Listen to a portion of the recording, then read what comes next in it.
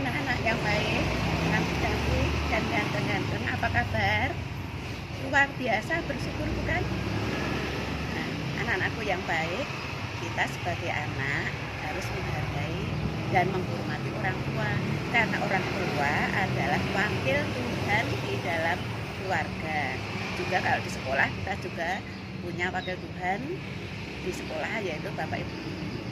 Nah, anak-anakku yang baik, hari ini kita akan belajar tentang Kain dan Habil.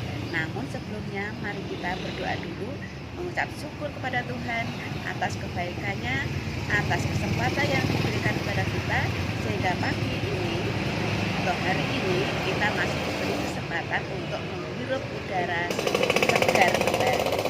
Mari kita ambil sikap berdoa. Dalam nama Bapa dan Putra dan Roh Kudus, amin.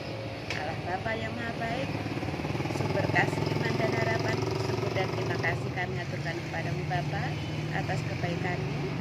Semalam Engkau telah melindungi hidup kami, dan hari ini Kau beri kesempatan untuk menghirup udara segar kembali.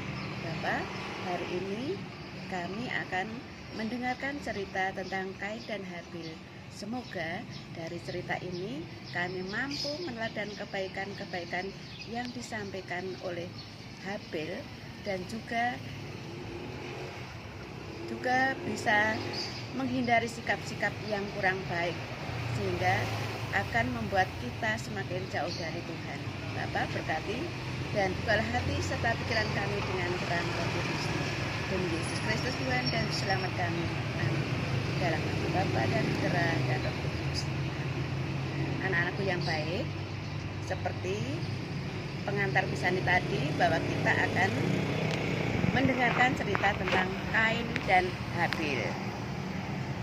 Adam dan Hawa yang diciptakan Tuhan sebagai manusia pertama, yang ditempatkan di Taman Eden atau Taman Firdaus, telah diberi atau dikaruniai 2 orang anak kembar, yaitu Kain dan Habil.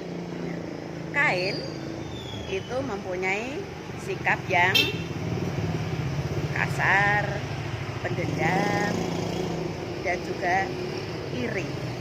Namun Habil itu mempunyai perasaan dan sikap yang halus, rendah hati, sayang kepada sesama dan lingkungan. Kain bekerja sebagai petani, sedangkan Habil pekerjaannya sebagai penggembala. Nah, anak-anakku yang baik, suatu hari Kain merencanakan sesuatu untuk Habil, yaitu mengadakan persembahan.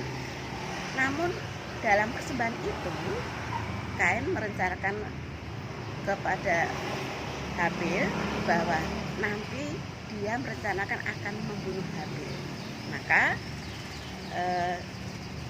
rencana Kain itu direncanakan cukup matang-matang. Dikatakan atau disampaikan kepada Habil bahwa mereka berdua akan mengadakan persembahan. Lalu mereka berdua mempersiapkan persembahan di ladang.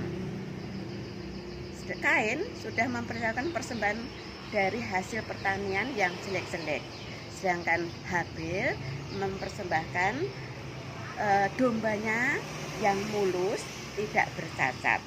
Nah, kemudian persiapan sudah selesai, lalu persembahan ditaruh di atas kayu-kayu yang ditumpuk, lalu mereka mulai membakar persembahan itu. Nah, persembahan Kain itu asapnya tidak membubung ke atas, tapi hanya di lingkungan persembahan itu saja. Sedangkan persembahan Habil itu asapnya membubung ke atas. Itu tandanya bahwa persembahan Habil diterima oleh Tuhan, sedangkan persembahan Kain tidak diterima. Mengapa? Karena Kain tidak tulus, tidak ikhlas.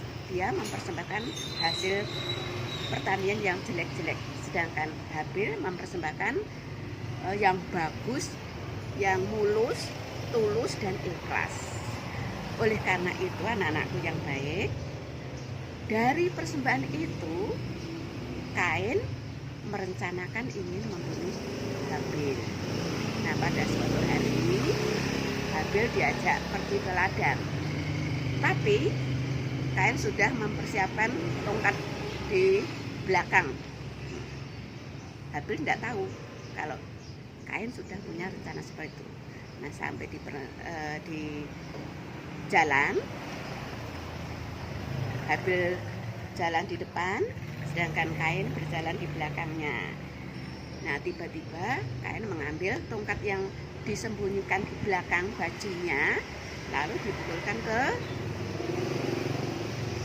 kepala Habil, sehingga jatuhlah si Habil bersimbah darah dan meninggal. Nah, kemudian Habil meninggal, Kain pergi. Darah yang bersimbah darah itu, darah yang mengalir di tanah, sampai kepada Tuhan. Tuhan mendengar dari darah itu. Lalu Tuhan menemui Kain, tanya pada Kain, Kain, di mana adikmu? Lalu Kain menjawab, apakah aku menjaga adikku? Lalu Tuhan, darah adikmu sudah sampai padaku. Mulai hari ini Kain, siapapun tidak akan membunuhmu. Dan sebagai tanda bahwa tidak akan ada orang yang membunuhmu, lalu Tuhan memberi tanda di dahinya. Nah, mulai saat itu anak-anakku yang baik, Kain berkelana ke sana kemari. Hidupnya tidak tenang, tidak tentram, karena dia telah membunuh adiknya. Dia telah merasa iri kepada adiknya. Nah, anakku yang baik, dari cerita ini kita diharapkan tidak boleh mempunyai perasaan iri hati kepada siapapun, terutama atau terlebih kepada saudara kita yang paling dekat.